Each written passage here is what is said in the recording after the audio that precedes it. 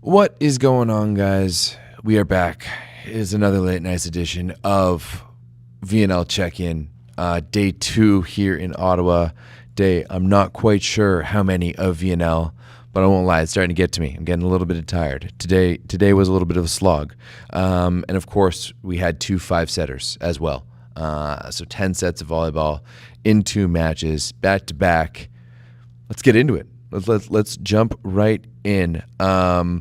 First and foremost, before we get into the match of the hour, we're going to start with the first match of today, Italy and Germany. And, this one was really interesting. Funnily enough, I'm going to throw Matt Prosser under the bus here a little bit, but he and I were chatting beforehand.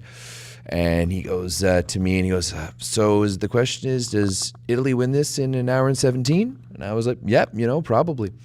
And then, of course, Italy just went on out and just laid an egg in the first 2 sets. Started with a bit of a different lineup. Started Bonifonte, which, whoa. De Giorgi, what are you doing out here? Are you changing it up? Are we growing a little bit? Crazy. Starts Bonifonte, starts Poro, and was it Botolo, I think? On their way. A lot of volume in the first set for Germany, going to Philipp Jon, their opposite, and he has a very, very interesting swing. I think I talked a little bit about last night where he just snaps through it, and today I saw a little bit more of, I guess, how dynamic it could be, especially from the baseline. So it was just, Jon was really good, and they were spreading out their offense quite a bit. Theo Mowinkle actually led them pretty early on. He had 6 points in the first set, was 6 for 9 with a 66% efficiency, no errors through the first couple of ones. But Germany was just running their very even German offense through the first couple of sets. Their blocking was really, really good, and Italy just could. And I mean, I said this even during the club season that I don't think he's the best. His actual setting needs a little bit of work. He's a fantastic volleyball player, and he's a really good flow manager, and he understands the flow of the game. But today, his setting just wasn't quite there, and you could see it a little bit in the offense. And when Gianelli comes in, just the entire energy changes. They ran away with the third set. At that point, we're all thinking, oh my goodness, this is going to go 5. And obviously it did. At the end of the day, you could just feel that Italian train just starts moving. I think Gargiulo coming in just brings a lot of energy. He brings a different type of energy that we don't necessarily see from Italy a lot. Sani brings in a bit of a different looks. Passing-wise, still not great. 15 targets. He got aced 3 times, passed a 20 and 7, which not fantastic, but offensively actually still not great. 6 for 20 with a 10% efficiency. So I'm hoping to chat with him. I think he can really fit into this offense. But Gargiulo, the other one who they brought in, 4 for 5 with 4 blocks and 3 touches in the 3 sets that he played from 3 through 5. So he made just like a huge impact. Luca Poro I thought was really, really good too. And of course, Yuri Romano was a Roma yes today. I actually told him that, but as we go. But yeah, Romano was really good today, 21 for 37 with a 43% efficiency with 2 blocks and 2 aces, a total of 25. I think Jon was the leader for Germany. He had 20 points. He was 15 for 39, only 18% efficiency. I thought Lucas Massa, though, was fantastic down the middle, and he was definitely one of their go-to guys. He had 20 sets. He was 15 for 20 with a 70% efficiency. Lucas Massa today was really, really good for me. When you think about the potential middle six and another 3 aces, like that trio of middles is whoo. That's actually really good. That's really good. So, Mowinkle, as I said, started really strong, but he ended the match with 12 points and scored half of those in the first set. Eric Rohrs wasn't nearly as good tonight. 11 points. So, overall tough for Germany. 2 3-set losses. But the writing was on the wall there with Italy. They were just the much better team, and once you bring in Gianelli like that.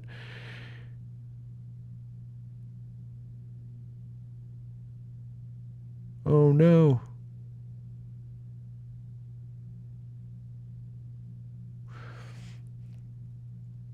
How much did you guys lose? I hope. Oh, that sucks. I'm sorry. Not receiving enough video. What's our problem here? We shouldn't be having any problems though.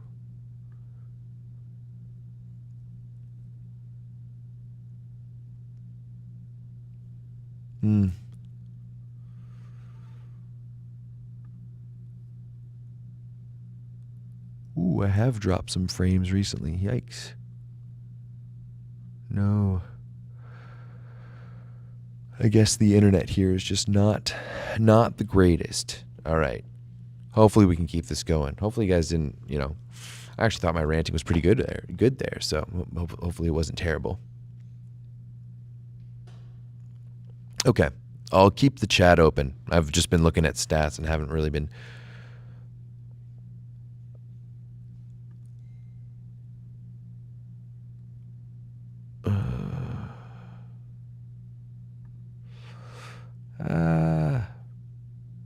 Okay.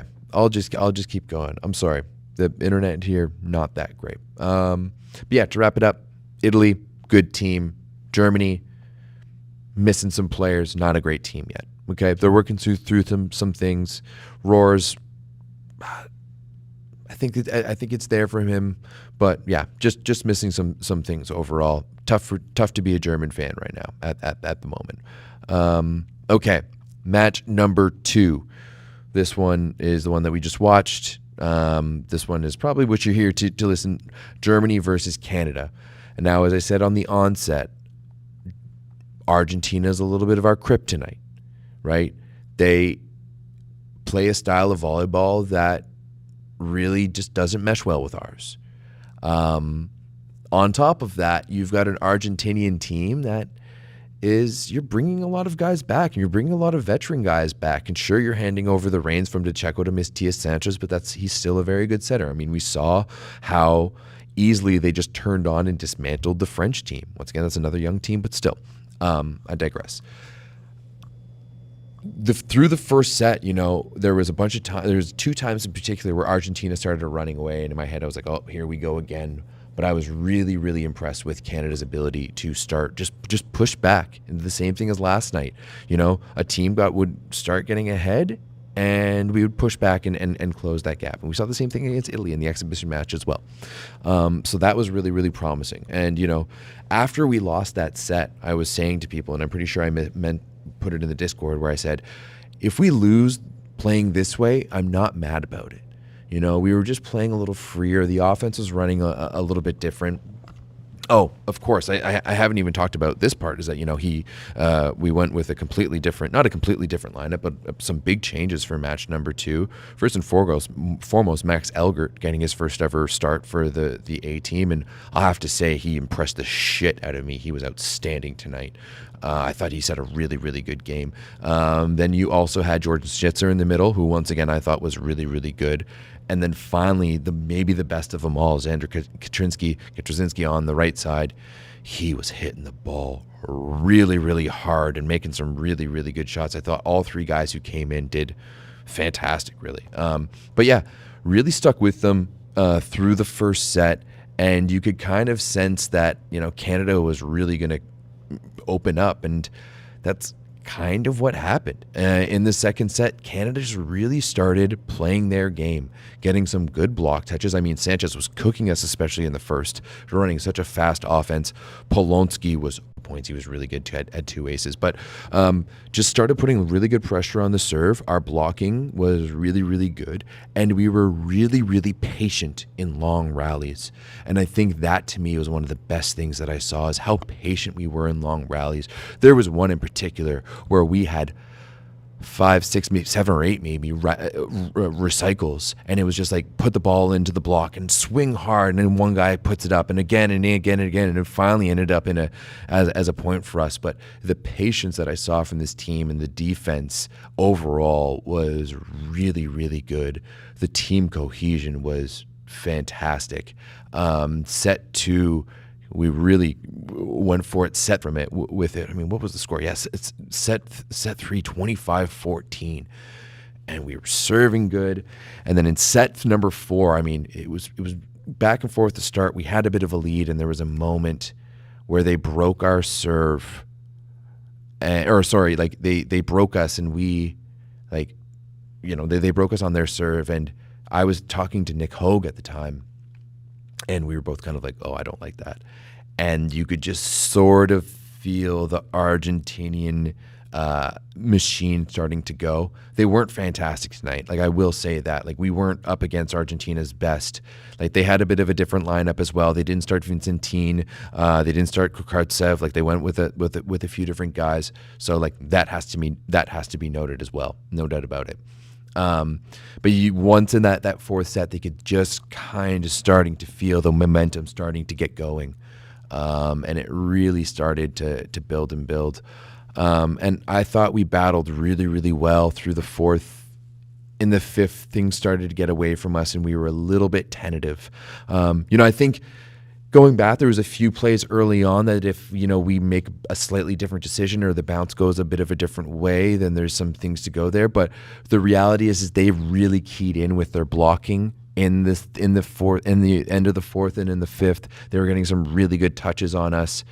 Our offense maybe simplified a little bit and maybe got slightly tentative. But to me, it was tentative isn't even really the word. It was, we weren't not being aggressive. We just weren't necessarily going for the best shots. Whereas all throughout the match, we were continuously making the best shots. It was there was just a few little things along the way that we weren't really able to execute down the stretch. But those are all teachable moments. If we're losing this type of game at the end of VNL or into next year, then I think there's some issues there. But losing this type of game right now isn't all that bad. Like, I look at every single guy on that floor, and overall, I think everyone was fantastic. Like, I'm going to go through them because I said Elgert when his first VNL ever. Yesterday I would have told you we had a clear number 1 and number 2 setter. Today I'm honestly not so sure. I thought Her did an okay job yesterday. Definitely not one of his best performances, but I thought Elgert led the offense today really, really well. As I said, Schnitzer coming in today his numbers were, there's no way Schnitzer only had 5 points. I find that hard to believe. Okay. It is what it is. Jackson, wow. He's continued to impress me. Passing was really good today, really solid. Once again, he's taken a lot of volume. He took 27 targets, 40% positive, 19% perfect, 14 for 32 in attacking. No aces, but he did have one massive block, and I really like the way he's made a few really good digs. He puts up a really good block. I really like what we're seeing from him. It was really good. As I said, Xander tonight was absolutely outstanding. I've known him a long time, and I've never seen him play that good. But really, he was hitting the ball really damn hard. He led us with 22 tonight, 19 for 36 with a 44% efficiency, a block and 2 aces. He was hitting 120 tonight.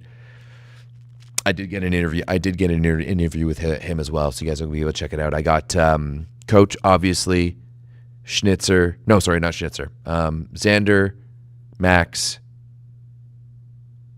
and that might actually be it. Might have just been Xander and Max tonight. But yeah, I'll have to go back and see. I haven't downloaded it yet. Brody Hofer, I thought played even better than last night. 16 for 33 in attacking, 39% efficiency, but his passing 44% positive, 32% perfect. Did get aced a few times, had a block no aces, but only 2 errors on 14 serves. So that wasn't too bad as well. 17 points overall. I thought Brody was really good tonight. His service, he was, you know, I feel like I'm really harping on his service recently just because he got maybe a little chewed up by Italy, but no, I thought Brody really showed up to play tonight.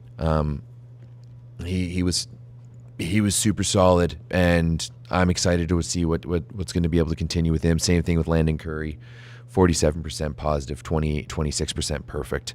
The passing numbers from Canada, not too bad through two matches, 44% and 23% overall. So I really don't mind losing this match. I don't. Like, of course I want to win. Don't get me wrong. There's some things that I didn't like down the stretch, of course. But if in the long-term view, this isn't bad. Like, that, you'll take this as a loss. You really will. So let me see if I'm still good here. I've lost the...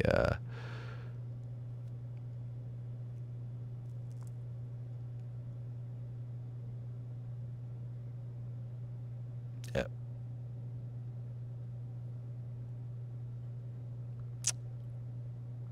Why is it so laggy? That sucks. And like, there's no one else there. Like, it shouldn't be the case because there's literally no one else here. So this looks like shit.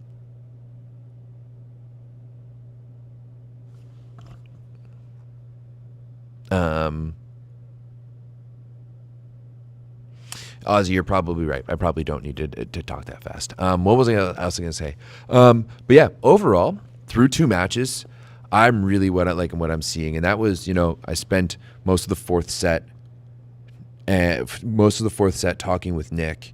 And I mean, it is killing him not being out there with the guys, even though he's been around and stuff like that. But he, especially, like, we were talking about it, how impressed we were by these young guys and how they're showing up to play, and how overall, I think there's a testament. Like, I was asking him, his dad Glenn must be just looking at all of this. I hope he's looking at this so proud, because this is all a testament to him. This is a testament to the hard work that Lewis has put in with this team over the course of the past few years. And I think I maybe wasn't so sure about Lewis being the head coach because I've literally never seen him be the head coach. He's like just started being a pro coach. And Pan Am Cup is, of course, like a whole different story.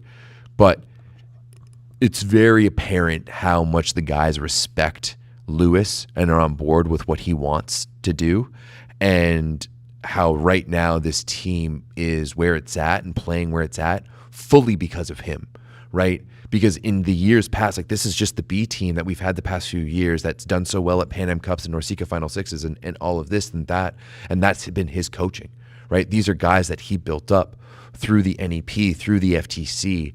Like, this is so much of Lewis's team, and it all just stems from Glenn too. So it's really all coming together where, our bottom isn't nearly as bad as what we were expecting it to be. Now, don't get me wrong, like, things aren't going to be easy. Like, we're still going to be losing probably more games than we win at this time. But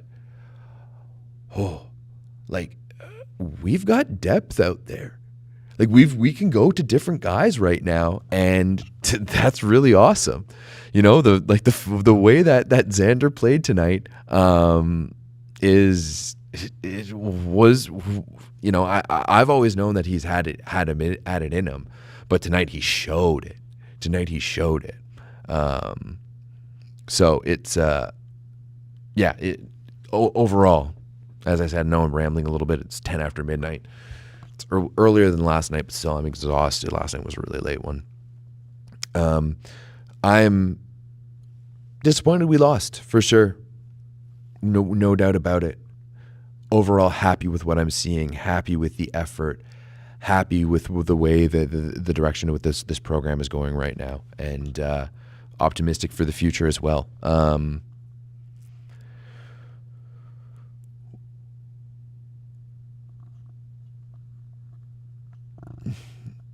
Yeah, I mean, I agree, guys. I think the next 9x9 is going to be really interesting. It's gonna be a lot of fun. It's going to be a lot of fun. Where am I sitting for these matches?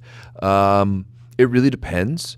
For the other matches, I have been sitting with my agent friend, um, which is, I mean, great. I get to sit with, and today I was sitting with 2 Italian agents and an Argentinian agent during the Italy-Germany match. So yeah, just like the insight from them is so good because they know absolutely everything, even more at a level that I do. So there's always good conversations. Even though if there's some piecing together with a little bit of Spanish, a little bit of Italian, a little bit of French, some English too. So yeah, they usually sit in the crowd, right behind one of the benches. So I was in the crowd with them for the first game. The second game, for the Canada games, I like to watch at least the first little bit by myself behind the court. So I find an empty seat and I watch it. As I said yesterday, I've got like earplugs that I put in. It just helps me zone in and focus on the game, and what they're doing. As after we won the first set, after we won the second set, I decided to get myself a beer, and they only switch sides once now. So when Canada plays, I always try to be on their side. So for the first half, I was on the Canada side, sitting with some of the court staff. Shout out to Devin Sales, who was calling Devin Sales and what's his name? Shit, dude, I'm sorry. Devin Sales, Leo Hamilton, and Martin. Something Martin, right? Oh, I forget his name. He played at Trent too. This is gonna kill me. Thomas Martin. Sorry, Thomas. And then on the second half, I was sitting behind everything. I was standing up, leaning against the railing, talking to Nick and Skylar and Corey. And one other thing to note, there has been, it looks like a change as well. I'm not entirely sure what has happened, but all I know is that Matt Neves was here yesterday. Today he was not around, and all of a sudden Jordan Canham showed up. So I didn't have a chance. I meant to ask Lewis and completely forgot about it. So Canham is here. Neves is not. I'll have to check in on that. Not entirely sure what happened with that.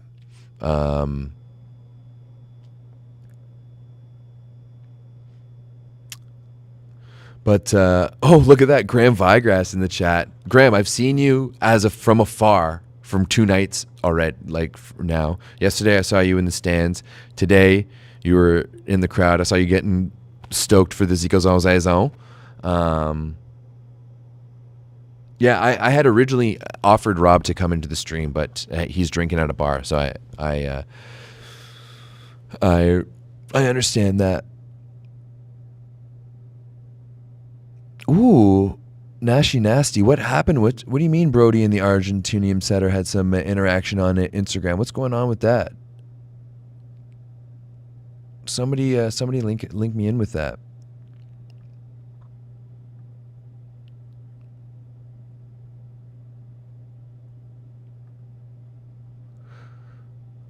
What? Oh, Rob wants to come in. No, it's too late now. I'm not. There's no way. I could go in like an hour. No, Rob, you do.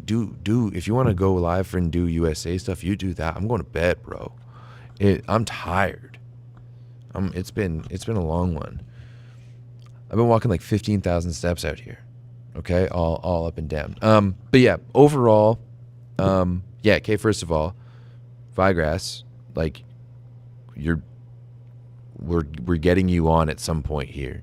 Okay, you need to say hi to the people because it's been a minute, and then number 2, you're now coaching U Sports, and from what I hear, and from what I've seen, I didn't watch nearly as much U Sports this year as I was, working with Volleyball World and stuff, but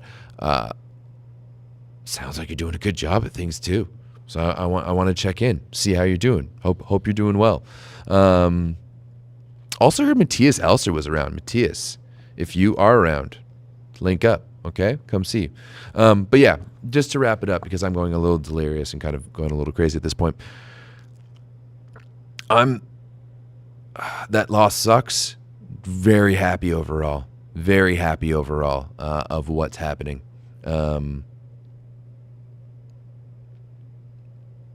I think, I think the Naman on next Tuesday is going to be pretty fun.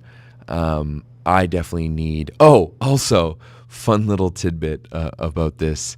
This is funny. I made an official request to interview the Nikolov brothers, and I was told by the Bulgarian team manager that I could interview anyone but the Nikolov brothers. So I guess Blingini has decided that he wants to keep them out of the spotlight a little bit, for better or for worse. And that's the update. Would have loved to be able to. I'll get one of them on a post game for sure, but I don't think I'm going to be able to sit down with them, which is too bad. But also, it's Blingini's call, so can't really do much about it. And with that, I think it's going to be a little bit over. Tomorrow night we're going to figure out something better for this, because this looks like shit. This looks like shit. Sorry. You should be better. This camera should be better. Maybe I'll just use my computer camera, because I think it would be better. And also, my hair is terrible right now. It was really hot under the lights, like under the TV lights tonight, and I was like sweating. You might be able to see it on the interviews. So I had to take off my shirt in between. But I'm rambling. This is over. I'm tired. I could do one with Gargulo. I definitely could. I sit with his agent every match. So, I'm done. Adios, everyone. I love you all. There's no reason this many of you should be watching me, especially with it being this fucking sketchy and laggy, and me wandering him up. Okay. I'm done. Sorry. Good night. Love you all. I need to shut this off. Bye.